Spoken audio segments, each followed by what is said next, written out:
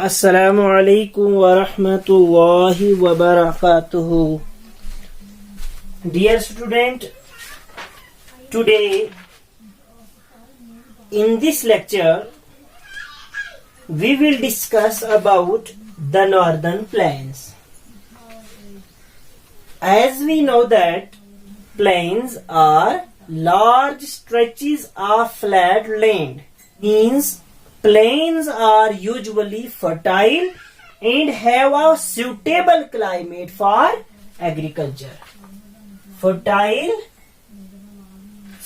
they have suitable climate for agriculture. Okay.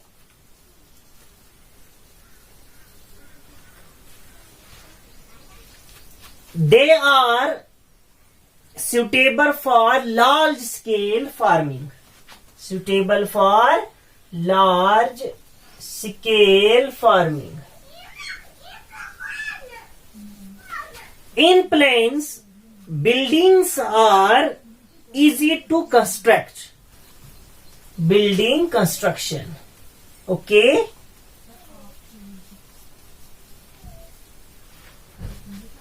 Another important thing about northern plains is that most industries develop along the banks of river because of easy availability of water. Industries development. Okay. People prefer to settle down on plains. In plains because of these reasons. Because of these reasons, plains are well populated and grow into cities. Okay. The northern plains. Okay. The northern plains are amongst the largest and most fertile plains in the world. There are so many fertile plains in the world. And northern plain is one of them. Okay. Northern plains are located to the south of Himalayan range. Okay. They cover the great part of North India and also known as the northern plains. Why are they called northern plains?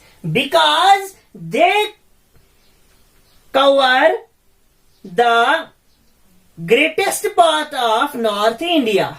Okay. So they are called northern plains. Northern plains extend 3,200 kilometers. Okay. From east to west. East to west. Okay. Okay. You can see northern plains of India here. Okay. These plains are extremely fertile because of two reasons. One is that they are well drained due to perennial rivers originated in the Himalayas.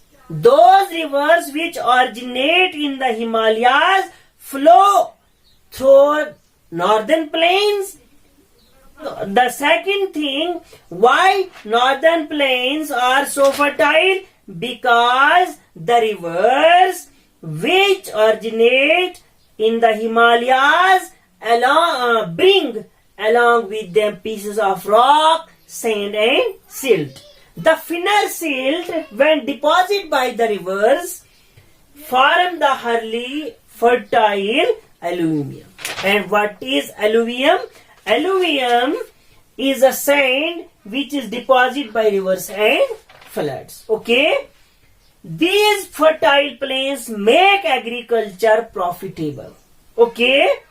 There are three large river basins that form the northern plains. Okay. These are the Ganga basin in the center, the Satluj basin in west, the Brahmaputra basin in east. And these rivers cover a large area and form a network through the plains. Okay. First of all, we will discuss about the Ganga basin. The first one which we will discuss about the Ganga basin. The Ganga. What is the Ganga? River. The Ganga river.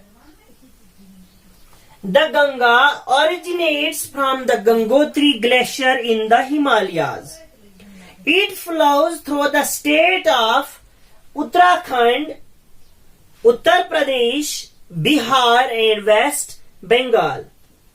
Yamuna is its main tributary. Okay? River Ganga meets River Yamuna at Allahabad. The meeting point is known as Sangam. Okay? What is the meeting point called? Sangam. Okay? Rainfall is received during which season? During monsoon. And eastern part of plain receives more rain than the western part.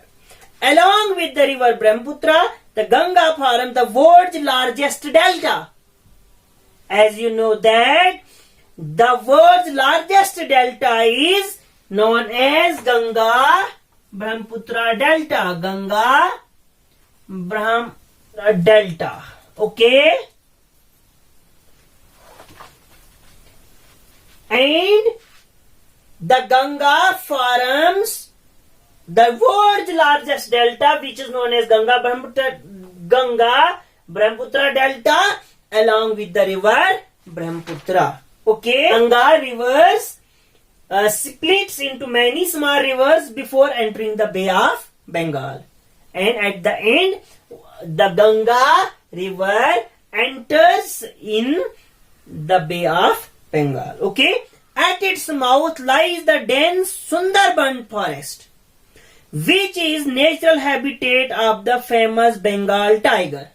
Okay, the Ganga basin produces more food than any other part of the country. Held in Ganga basin, rice, wheat, jute and sugarcane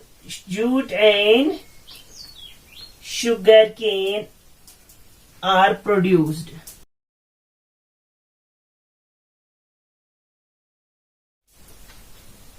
Fishing, navigation, hydroelectric generation industry like cotton, textile and sugar mills are supported by the river Ganga. As you know that there are some most and oldest populated cities in the world.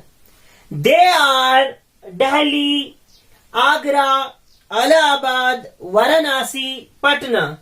They are situated in the Ganga basin. These cities provide employment opportunities to the people living in these cities. Okay?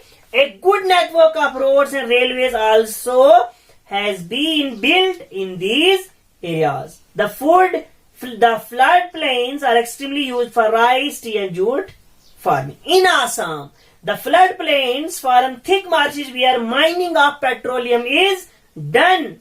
These marshes are also famous for their one-horn rhinoceros. This is one-horn rhinoceros. Okay. Another thing about the Ganga is that pilgrims taking holy bath in Ganga in Allahabad during the Kumbh Mela festival. Now the second one is the Brahmaputra basin, which is in west. Okay. The Brahmaputra river originates in Tibet. Okay. It is known as Tsangpo there. In Tibet, it is known as Tsangpo. Okay. River Brahmaputra enters in India in which state? In Arunachal Pradesh. Arunachal Pradesh. Okay. And flows through Assam. Gradually it flows southwards and enters Bangladesh. After India, it enters in Bangladesh. Before the Brahmaputra enters in Bay of Bengal, it joins the Ganga to form Ganga-Brahmaputra Delta. Okay? This region, the Brahmaputra Basin, means this region receives heavy rainfall and the fertile soil produced as a result of flooding is excellent for crops like rice and jute.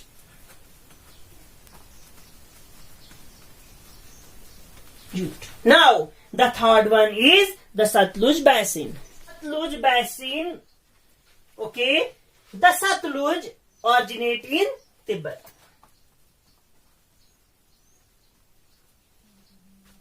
And enters India through the Shipkila Pass in Himachal Pradesh. Okay? Bias is also a river which is the main tributary of Satluj. Means Bias is one of the small river that joins Satluj river. Okay? In India, the Satluj Basin mainly include the state of Punjab, Haryana. Okay? The Bhakra Nangal Dam built on the river is used to produce electricity and water for irrigation. The main crops produced include wheat. Means in this region, wheat, rice, cotton and sugarcane are produced.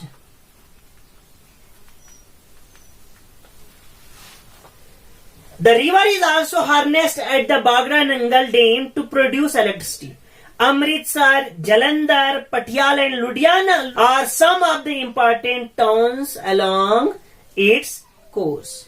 Now, we will conclude the lesson, this chapter. First we have discussed the northern mountains. Now we have discussed the northern plains. The northern mountains and the northern plains are most important physical features. Means the northern plains and the northern mountains help us in different ways. Okay? Assalamu alaikum wa rahmatullahi wa barakatuh.